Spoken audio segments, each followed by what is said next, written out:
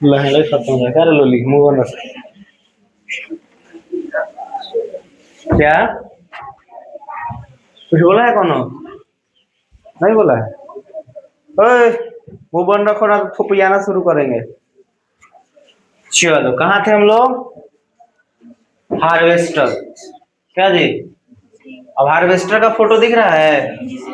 एकरे के कहा जाता है हार्वेस्टर। हम लोग के यहाँ अपवाद में देखने को मिलता है एका दुका। संग्रामपुर साइड में एक बार दिखाई दिया था हमको, उधर साइड में। हाँ लखौरा साइड में, वही ना बोल रहे हैं, अपवाद में देखने को मिलता है। ऐसा बात नहीं है कि नहीं है लेकिन एक प्लॉट में ज्यादा चलता है। हम लोग के छोटी छोटी खेत में ये काम। अब हार्वेस्टर के बारे में, हार्वेस्टर मशीन की सहायता से भी फसल की कटाई की जाती है। इसके द्वारा कम समय और मेहनत में कटाई हो जाती है। काट के दाव देता है उधर। समझ में आ रहा है बात? फोटो देख लो बढ़िया से, हार्वेस्टर है। कथी है? अब देखो थ्रेसिंग, थ्रेसर बेंचो दिन में बताया गया। लोल हिले हम का करें। काटी गई फसल से बीजों या दानों को भूसे से अलग करना। जो काटा गया दाना है उसको दाना और भूसा को अलग अलग जब करते हैं उसी को हम लोग क्या कहते हैं? थ्रेसिंग कहते हैं। थ्रेसिंग का काम कंबाइन मशीन से किया जाता है। कंबाइन मशीन हार्वेस्टर और थ्रेसर का सम्मिलित रूप है। गांव में हम लोग के यहाँ कथी कहा जाता है थ्रेसर को? हड़ामा।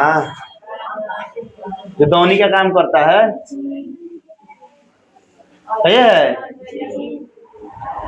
कौन सी कहते हैं हम लोग? हड़ामा। समझ में आ रहा है? बाहर क्या कहा जाता है? थ्रेसर।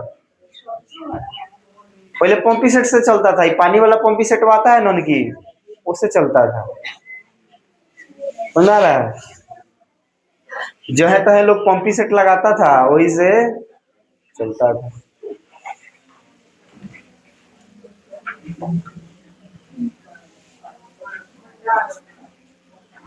जब दौनी हो गया तब कौन सी होगा? भंडारण। वीडियो चल रहा है जी? चल रहा है। भंडारण फसल की प्राप्ति होने के बाद, मैंने दौनी हो गया ओकरा बाद उसे सुरक्षित रख दिया जाता जिसे हम भंडारण कहते हैं। कोनो घर में रख दिया जाता है, जब घरों में रखा जाता है उसे कौन सी कहते हैं? गोदाम। भंडारण में हमें चूहे और कीटों से फसल की सुरक्षा करनी पड़ती है ताकि उसको खाने के लिए बचाया जा सके। अब देख लो इस तरह का होता है भंडारण। हम लोग का तो चिटपुटिया खेत है तो हम लोग डेहरी में ड्राम में रख के खुश रहते हैं। जिसका बड़का बड़का प्लॉट होता है उसके लिए क्या होता है? गोदाम होता है, इसे गोडाउन। गोदाम बोरा दिख रहा है जी? नहीं दिख रहा है? अब देख लो भंडारण के प्रकार। कई प्रकार से भंडारण होता है। भंडारण के प्रकार दो तो यहाँ दिख रहा है अभी, निजी भंडारण और सार्वजनिक भंडारण। निजी भंडारण क्या? व्यापारी या विनिर्माता अपने माल के संग्रहण के लिए स्वयं भंडार गृह रखते हैं और उसका संचालन करते हैं, तो ऐसे भंडार गृह निजी भंडार गृह कहलाते हैं।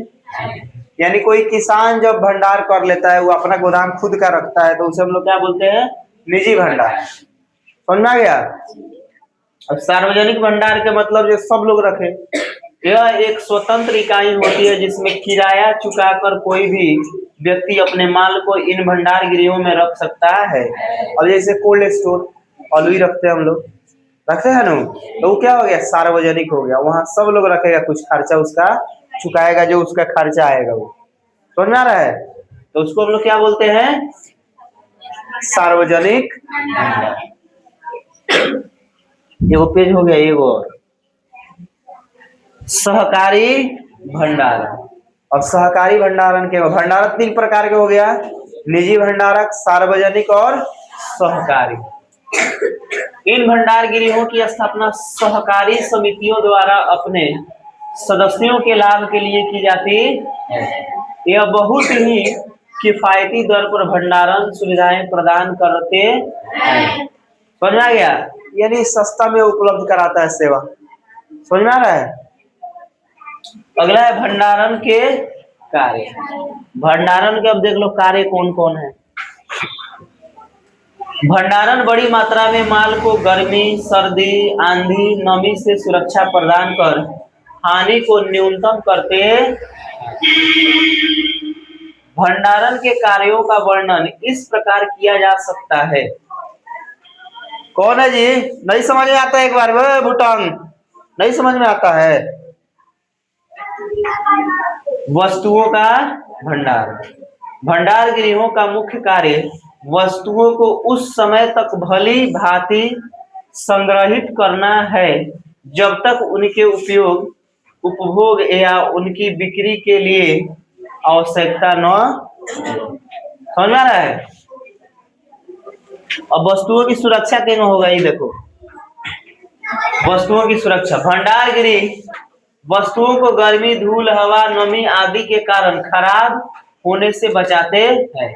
इनके पास विभिन्न वस्तुओं के लिए उनकी प्रकृति के अनुसार संरक्षण की व्यवस्था होती है।